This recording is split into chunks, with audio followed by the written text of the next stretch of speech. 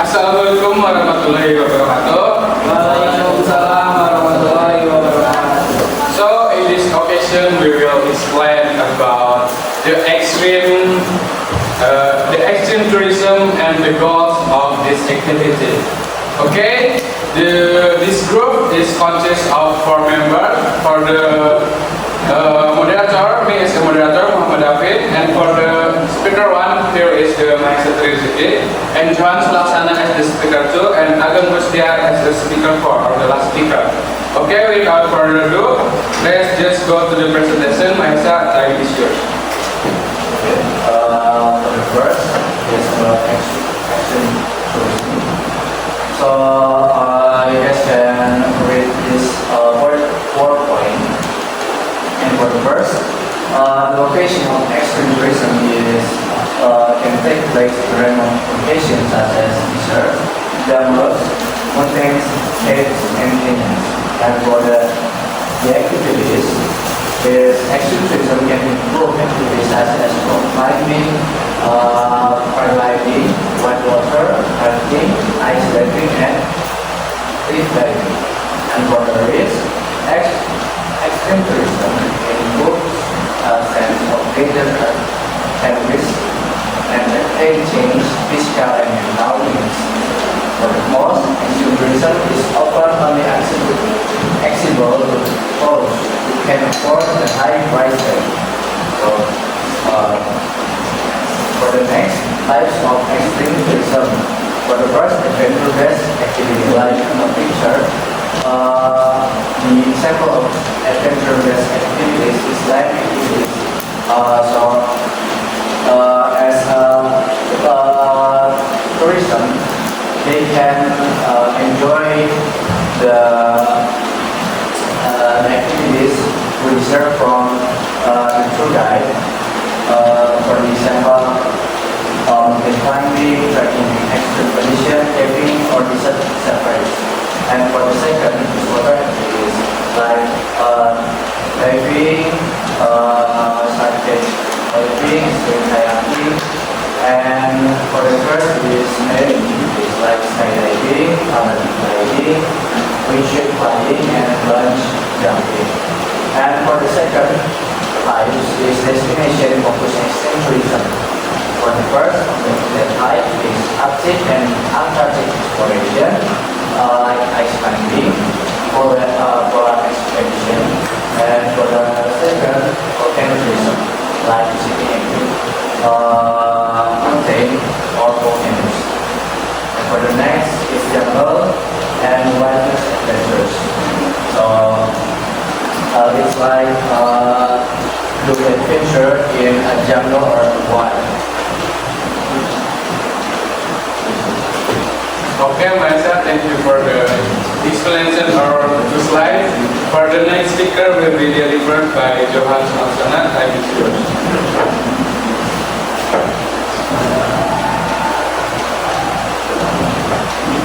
Okay, so everyone, I will explain about this slide and other types of extreme tourism. So, this is tourism. You can play, you can camping, healing on the tourism or destination in the Kuningan city or other Kuningan city. And this is the church. There is types of extreme tourism. There is cultural and historical tours. So this is there is visiting word zones or politically unstable regions, exploring abandoned or abandoned places. For example, Chernobyl exclusion zone. Okay, so this is the types explain about you can feeling. You can imagination of the place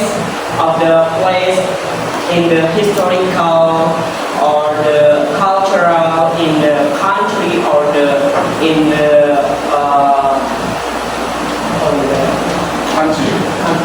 country or the places like the historical, like the in the war of the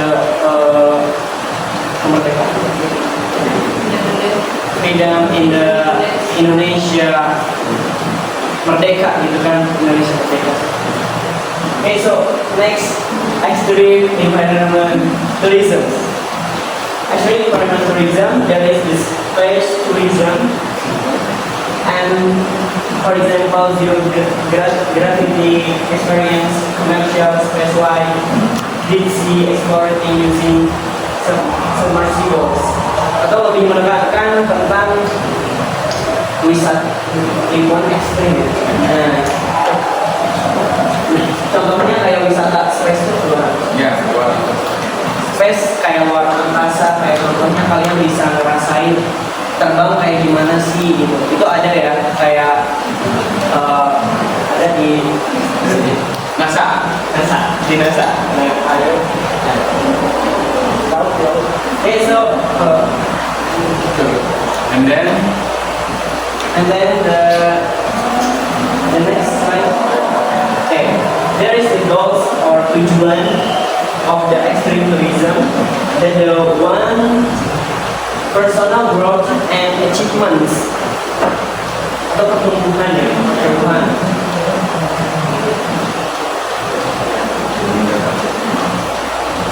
Okay, so the first overcoming fears and pushing physical and mental limits. Mengatasi ketakutan dan mendorong batasan fisik dan mental. Kayak contohnya lebih ke ini ya, lebih ke contoh misalkan ada wisata yang ekstrim yang bikin kalian ketakutan, fear, kalian tuh bakalan bakalan ngelawan rasa ketakutan itu gitu. Dan di situ tumbuh gitu rasa kepercayaan terhadap diri kalian, pencapaian melalui pengalaman beresiko yang tinggi tersebut. Yang kedua, the second, there is adrenaline and thrill seeking, atau adrenalin dan pencarian sensasi ya, sensasi. Pursuing excitement and adventure in unique and dangerous setting. Mengejar kegembiraan dan petualangan dalam situasi yang unik dan berbahaya. Okay, maybe there is my friend ever to come in the mountain or the adventure in the other mountain like Ciremai or other. You can tell me about your experience in the extreme tourism or your experience in Kuningan and the Kuningan. Okay, in Kuningan I just for extreme tourism I have experience with that, like camping. You know camping? Camping inside the cave. Gua. Yeah, visit the cave and explore cave, and that's the camp is the unfamous. Oh, yeah. You should have to what's called what that expose. Okay, so and like rafting. Okay. Yes, in Sanggaru. In Nuragu. Okay. So you can mungkin ya, maybe you can feeling fearless or the unconfident, but you can try go to more experience in the cave ya, and cave and other. So thank you, Noval. Okay, so the next, exploration and discovery. Eksplorasi dan penemuan. Okay, so experiencing more or less traveled parts of the world. Mengalami bagian dunia yang terpencil atau jarang dikunjungi. Okay, like Noval say, and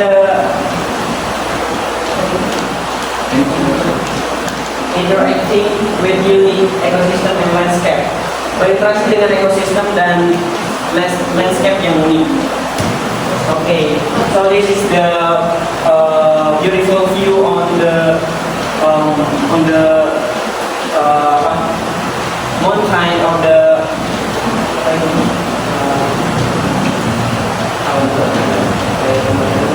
view. Beautiful view. Okay, so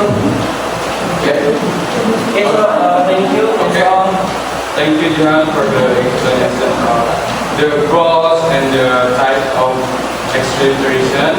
The next slide is another goal will be delivered by Agung Rizkyar. Time is yours. Okay, so for the next is another goal. Cultural and historical curiosity, understanding the history and culture of extreme or unusual locations, and sustainability and awareness, raising awareness about environmental conservation through first-hand experience.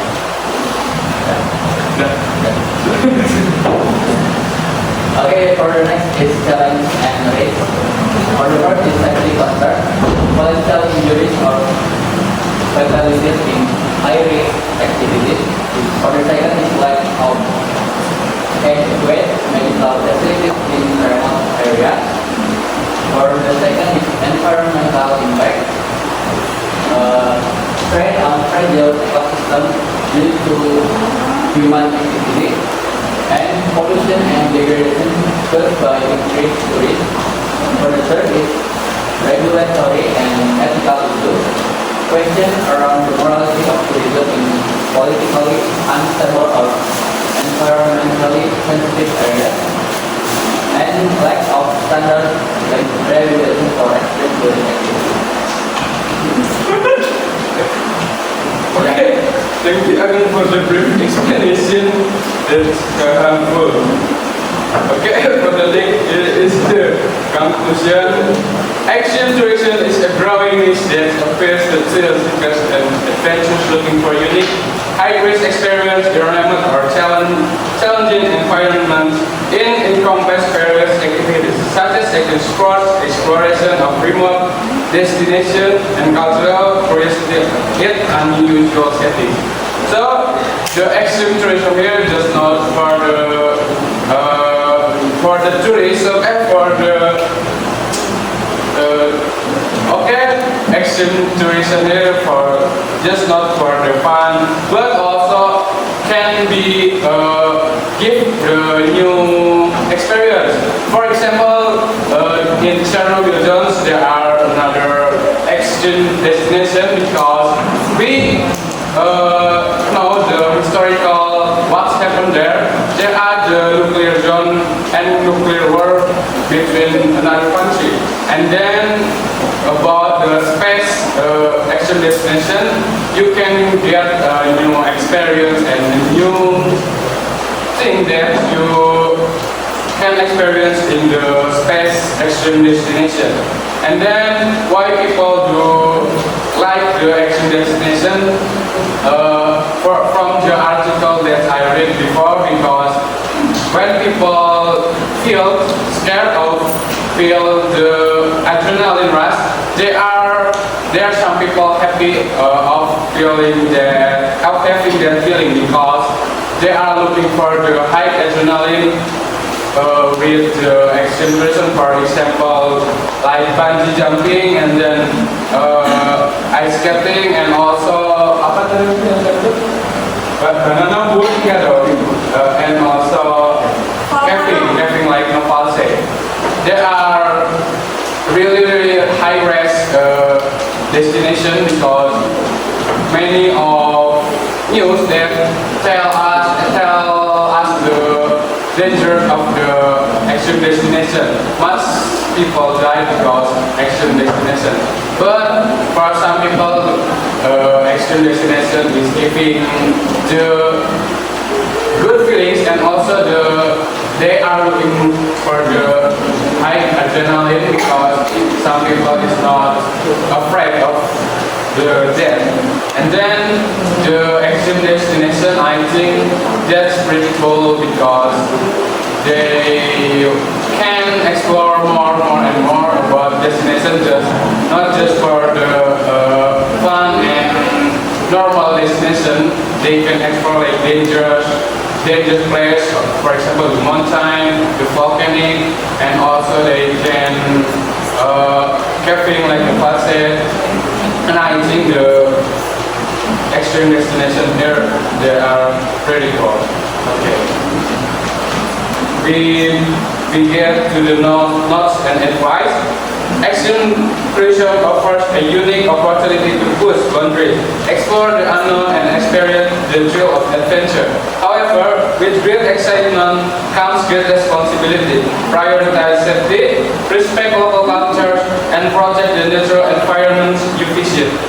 As you seek extraordinary experience, remember to leave a positive impact, embrace sustainability, support local community, and cherish the beauty of our world. Adventure is about more than the thrill. It's about conversation, discovery, and living a legacy of care for the place and people that make this journey unforgettable.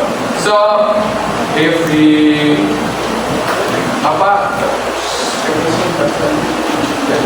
liburan vacation, we need to take care of the world, or take care of that place you visit.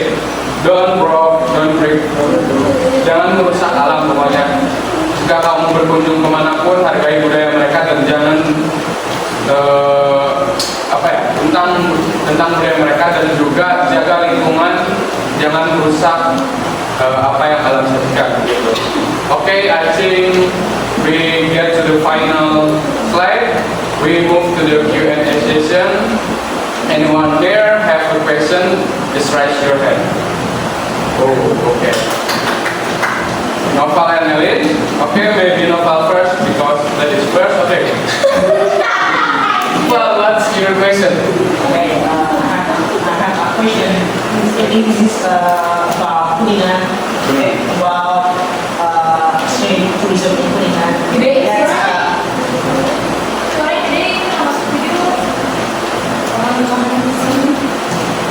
Kuningan? okay, that's about extreme tourism in Kuningan. As we know, Kuningan just have for this holiday tourism, picnic tourism, and we don't know about extreme tourism, and just a little bit people unknown about extreme tourism like me, and I think that's should be developed for our tourism, especially extreme tourism in Kuningan. And I want to ask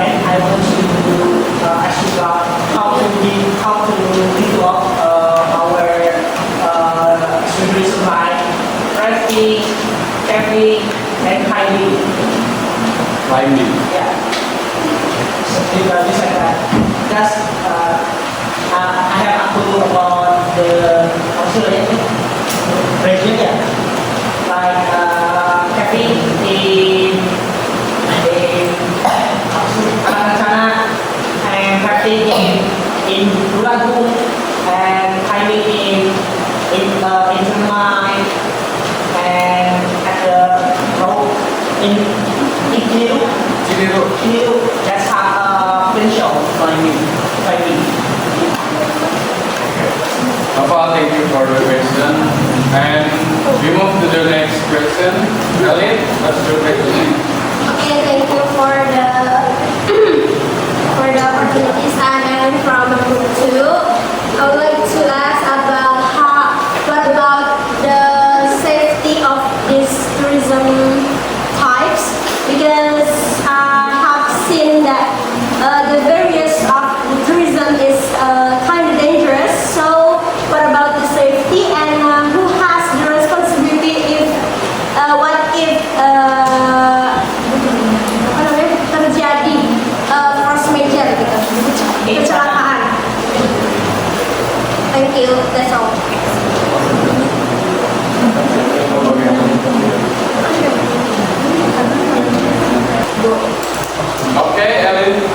thank you for the question, and I will answer the question. How the safety of this extreme tourism? Is that your question?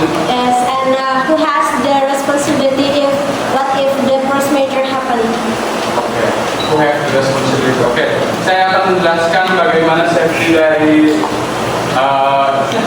wisata ekstrim ini terlebih dahulu. Kita ambil contoh seperti bungee jumping. Kamu tahu bungee jumping?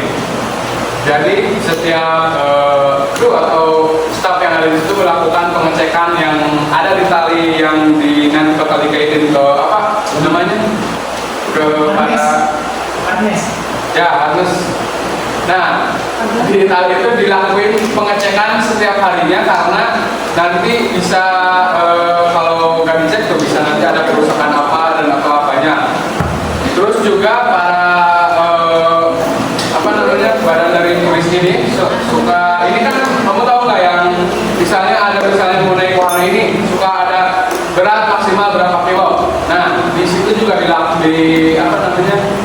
diperuntukkan misalnya untuk berat maksimal 80 kilo. Nah, yang lebih dari 80 kilo itu nggak boleh naik karena bisa membahayakan safety dari wisata tersebut. Terus juga milih tempat yang strategis, misalnya kayak bungee jumping itu pilih yang bawahnya sungai karena kenapa? Karena kalau jika ada kecelakaan atau misalnya talinya putus itu jatuhnya itu bisa lebih meminimalisir lukanya gitu daripada yang jatuh ke darat. Jadi mereka lebih memilih bawahnya itu air dan juga mereka pastinya punya gear yang cukup memadai lah buat wisata bungee jumping ini. Terus kita misalnya ambil Kalau space gimana? space, the safety-nya space itu kan kebetulan kita masih uji coba ya kata Elon Musk juga ya. Oh, iya. Belum ada yang pernah ke space, jadi mungkin safety dari tourism ke space ini bukan ke space langsung tapi merasakan sensasi bagaimana gravitasi nol seperti mana Johan tadi itu. Nah, nomor 4 nih ada space tourism, for example zero gravity experience, commercial space flight. Ini tuh gak langsung wisata ini gak langsung ke luar angkasa tapi merasakan sensasinya doang di dalam ruangan kedap udara yang gravitasinya nol gitu. Terus yang ininya yang commercial space flightnya paling itu mencoba penerbangan dengan kapal luar angkasa, contohnya seperti yang ada di NASA. Apa tuh namanya itu? 968X ya? SpaceX bukan dong. Ya yang itu contohnya. Mungkin kalau kita ambil contoh lain dari Kevin gitu misalnya, safety-nya itu dengan cara yang tadi aku bilang memakai gear yang cukup memadai dan yang bagus gitu. Terus memilih tempat yang strategis juga, jangan camping di Gua Maria gitu ya. Maksudnya jangan camping di gua yang berbahaya, yang terlalu berbahaya untuk nyawa para campersnya gitu. Terus juga yang bertanggung jawab ya, yang responsibility to the accident yaitu nggak mungkin itu lebih ke pihak daripada objek wisata ini. Misalnya dari bungee jumping, pihak mereka juga di tiket tuh kan biasanya ada garansi atau jaminan keselamatan. Misalnya ada yang kecelakaan itu mereka bisa mengkompensasi biaya pengobatan rumah sakitnya dan lain sebagainya. Okay, now thank you. Okay, you're welcome. Okay, for the next question. Okay, so the next question, how to develop of the extreme tourism in the Kuningan City Tour. Kayak contohnya gini ya teman-teman, bakal gini. Pertama, kalau bercerita tentang Kuningan itu kan Indonesia itu negara hukum. Nah, yang pastinya kita berbicara tentang legalitasnya dulu. Nah, legalitasnya itu contoh kayak misalkan wisata-wisata yang di Kuningan kenapa dibuka? Karena wisata untuk bermain, untuk holiday, camping, ngecamp, atau hiking. Tetapi kalau misalkan extreme tourism ini, kita harus tahu dulu apakah negara ini mengizinkan ataukah memang dari pusatnya sudah diberlakukan dan dibuka untuk halayak umum atau tidak. Soalnya kalau misalkan ekstrim tourism ini tuh kebanyakan rata-rata mayoritas bukan public relation destination, tetapi community destination. Kayak contohnya komunitas-komunitas pecinta alam di Mampak atau kayak lokal sendiri gitu. Ya, jadi kita harus tahu dulu apakah destination atau ekstrim tourism atau tempat yang ekstrim ini apakah dibuka secara hukum atau tidak. Misalkan tidak, apakah ini diperbolehkan untuk public destination atau tidak. Jadi harus tahu dulu dari legalitasnya atau dibukanya si ekstrim tourism ini. Kalau untuk pengembangannya nanti akan dijelaskan sama Esa dan Agam. Nah, untuk legalitasnya kan udah ada tuh di Menhub. Nah, ini pasangnya nih, betul nggak pasangnya? Ini maksudnya itu kan ini kuningan. Ini kuningan biasanya jarang ada wisata wisata ekstrim. Bagi kuningan kan mungkin masih ininya tempatnya.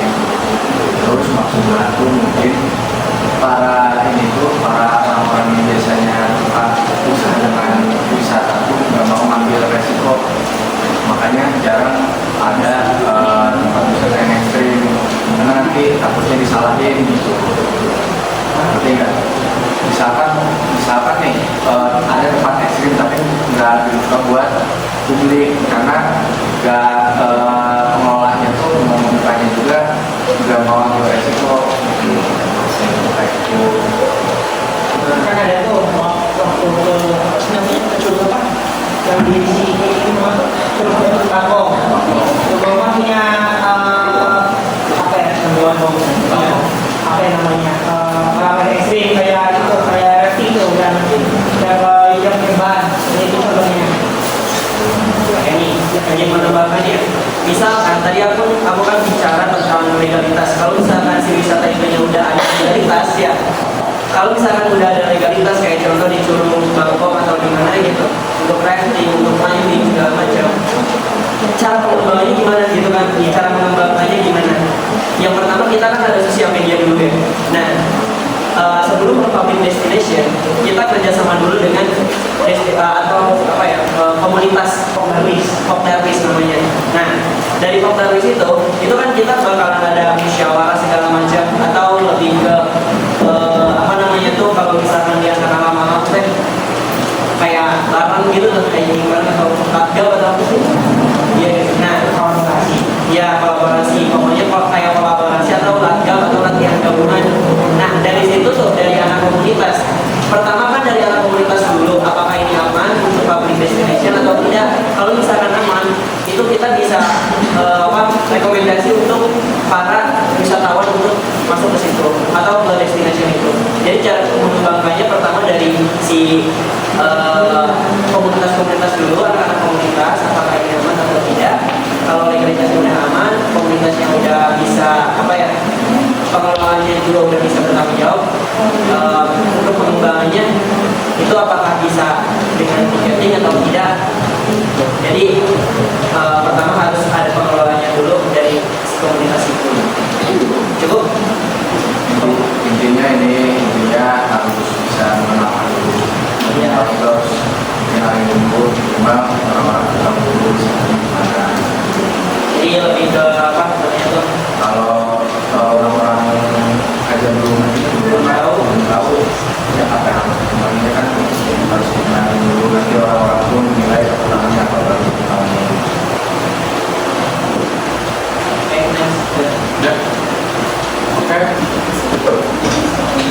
Okay, thank you for the questioner. Okay, thank you for the question, for the participant who yang memperhatikan